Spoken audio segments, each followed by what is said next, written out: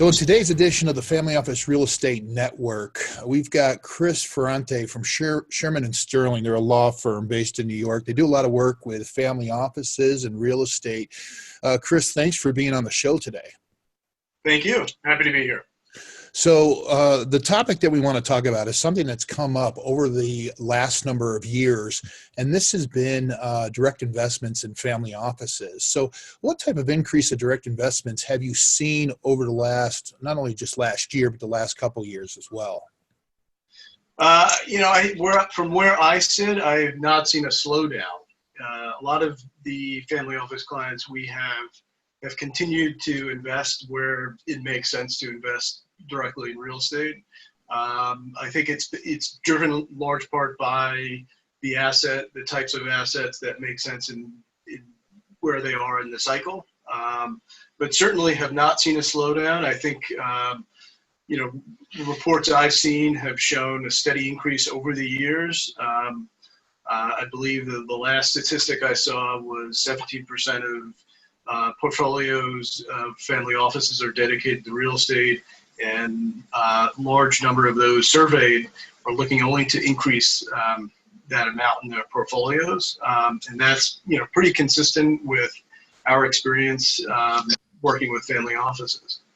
And around when did you start to see this obvious increase taking place in the direct real estate investing? I've seen a steady increase year over year. I want to say even 5 to 10 years ago, and particularly in the last 2 years. And in large part, I think this has to do with the sponsors who are sourcing the deals. Years ago, the sponsors were going to large institutions for capital. The recession hit, regulations became more burdensome, and you saw private equity firms come into the fold, sovereigns. And then at some point, family offices became more and more sophisticated in real estate, and they became a very attractive source for capital for sponsors. And I think with increase in sophistication, the speed of execution for family offices was no longer an issue for the sponsors. And I think that has a lot to do with the large increase in their direct investments in real estate. Yeah, it's been my experience that one of the reasons for the direct investment has been because of the fees. They don't like paying fees. They don't like the 2 and 20 structure necessarily. And so, have you seen a change in fees actually as investors have moved toward this direct investing? So I haven't seen a big change in the fees. What I've seen are fund managers in response to the shift to direct investments start to offer investments so that the family offices that are in the fund structures have the ability to co-invest alongside the fund, which would not be subject to the 2 and 20. And also some other sweeteners, which would include a right to, a first look right at certain assets. Those sort of things are what I've seen. In some cases, I've seen reductions in fees, but for the most part, it's been these other sweeteners that fund managers have been offering to family offices. Yeah, that's definitely been an increase, where you can have access to that direct deal flow if you invest into that fund. And so, you're right in line with that. Now, when we do talk about, these JVs, because a lot of family offices, they want to identify maybe 3, 4, 5 different operators that they're comfortable with, they've had success with, so that they don't have to continue to analyze the sponsors, the operators, so that they just can continue to invest in them. So one of the biggest things that are important, especially on the legal side, and this was brought up in the Family Office Real Estate magazine, which I think is very important, is you were talking about joint ventures and protective rights, right? So tell me about the desire to assert greater control over these decisions relating to the assets, and its management, and how they go about that. Sure. So at the most basic level, control is necessary to protect the family office's decision to invest directly in this particular asset. right? So one of the major reasons for investing directly is they vetted this asset, they like the asset, they've selected it based on a set of projections. And so there are decisions post-closing of the acquisition that could go to the heart of that, that could change, that could steer the asset away from the projections in which were the underlying reason for the family office to invest in it. So from that perspective, control is necessary to protect the asset, the asset in which the family office thought it was investing in the first place. Secondly, I would say using a joint venture structure where, the family office is the supermajority interest holder. This is really the family office's asset. This is more personal, than a commingled fund structure where the family office is an LP among hundreds of other LPs, and the fund owns a number of assets, which each selected by that fund manager. This is different. This is more personal. This is the family office's asset. And so with that backdrop, I think the operator is there to really run the day-to-day activities, but anything relating to the direction of policy and management should be under the purview of the family office. And that's where control and governance mechanisms come into play.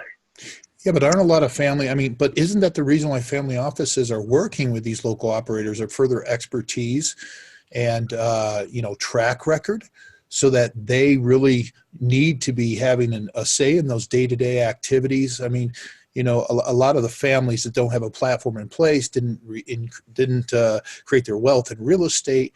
That's what they're relying on. So isn't that sort of a conflict between the reason why they're working with these local operators, but yet what I hear you saying is that they should have control over all the major decisions? So that is where the negotiation, takes place, as far as finding the right level of control without hampering the operator from doing what it needs to do. And you're absolutely right. The operator was selected for a reason. They understand real estate. They know how to operate it on a day-to-day basis. And so with that, sort of underlying policy, what is the proper level of control that would allow the operator to do what it's supposed to be doing, what it's been engaged to do, without hampering its ability to do that, but while also respecting the family office and its right to kind of steer the major policy decisions relating to that asset, and not allowing the operator to turn the asset into something which the operator did not sign up for. So I think you're absolutely right. The operator is there, in family offices I work with do not want to hamper the operator. They want to allow the operator to, push this asset to be a successful asset, to increase their return. They don't want to necessarily hamper it, but they want to have a good check, on that operator. And so there's always a good level of control, and it really is a case-by-case basis, depending on the family office, depending on the operator. I think this would tie into the importance of veto rights, and a lot of families not knowing, how important that is, or how that should be a part of the transaction. Could you touch on that a little bit for us? Yeah, so in the context of a joint venture, you have the operator, as we discussed. They are the ones in charge of day-to-day decisions. But what is the way that the family office maintains any level of control is through veto rights. And sometimes we call them major decision rights, but those are the critical governance mechanisms that allow the family office to have any meaningful level of control in the direction of the asset. And effectively, what we mean by major decisions is the operator, if they take a certain action, which is on a list of major decisions, then in that case, they have to come to the family office for approval before, doing whatever it is that they were planning to do. And while essentially we are handing the keys to the operator and saying, all right, go run day-to-day activities for the asset. But if you take any of these particular actions that fall within the list of major decisions, you need to come to me first. And that is, the crux of what veto rights are and the major decisions are. And this list could be as short or as expansive as the parties are willing to agree on. Typically, the operating partner is looking to narrow this list, as we talked about, so that they don't have to go to the investor with every single action in respect of the asset.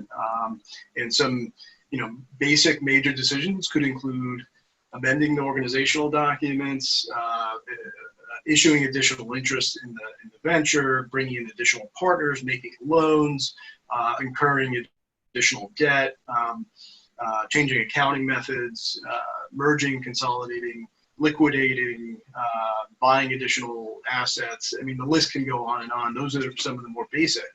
The other thing to keep in mind for non-U.S. Family offices is the tax structuring might actually dictate this list.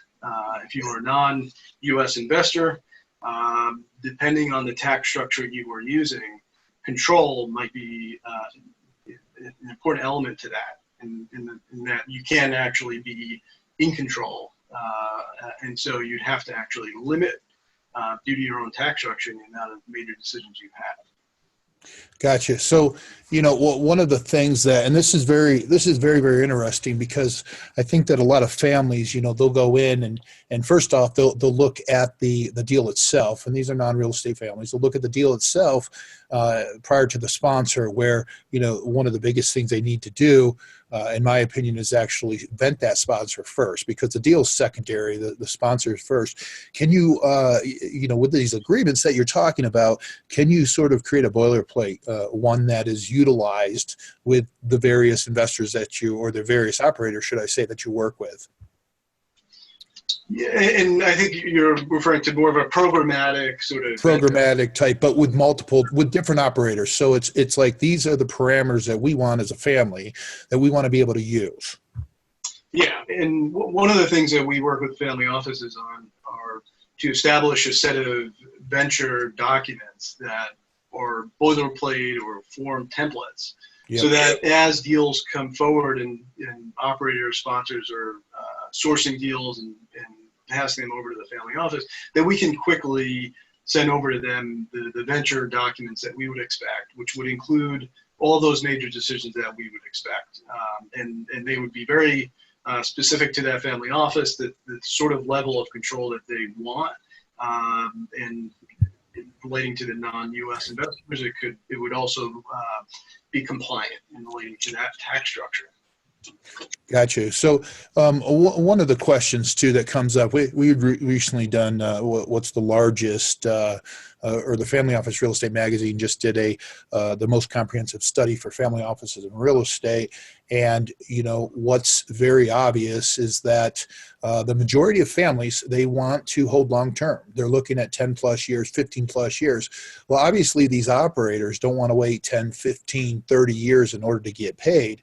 So, if they're doing a value add deal, which is very popular among family offices, or, an opportunistic deal, which is high on the list as well for families, that's going to be 3 to 5 years. And then the operators are going to want to sell and get out. So, how can families combat this when the operators want liquidity and the families want a long-term hold? Well, one is, and I think you touched upon this, is, the importance of finding the operators that you deal with that, some might have similar investment horizons, and those are the ones that would be best aligned with the family office. And I think at the very preliminary stages, finding that operator is critical. The second piece to this is the incentive package, and incentivizing the sponsor to hold long through a promote structure that really does reward them for returns that come after repayment of the initial capital.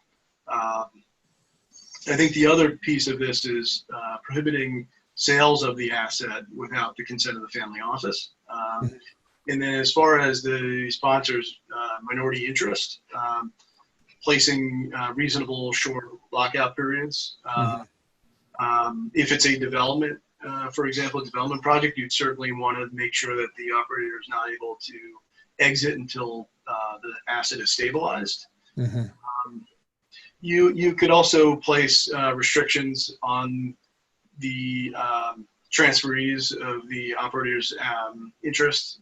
Obviously, the family office came into the venture with this sponsor for a reason.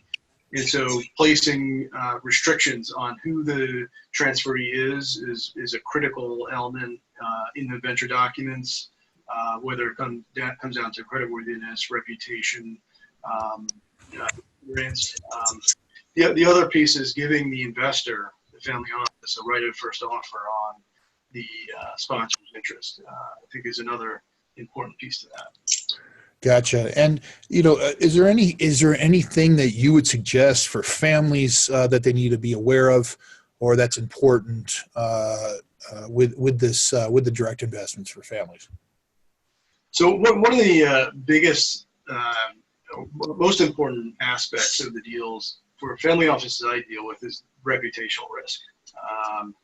It's not as prevalent when the family office is an LP in a large commingled fund, but when they own directly into the asset, the family offices I deal with are very cognizant of issues that could affect their reputation because they are now associated with this asset, and in particular when they are dealing with sponsors, issues dealing with the sponsor with this asset essentially are imputed to that family office.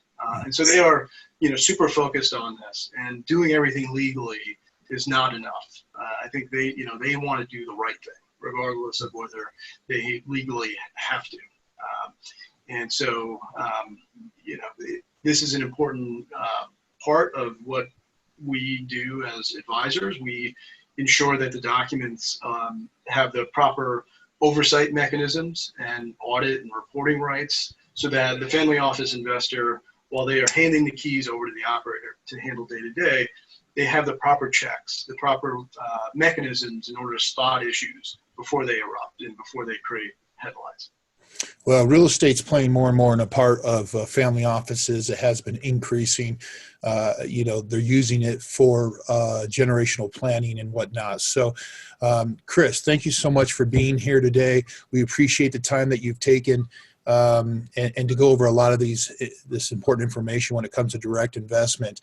Next up, we're going to be talking with CIO Josh Roach. We're going to be talking about some of the single-family properties and investments that they have, where they've been focusing on for quite some time, and what they think of the market. So stay tuned.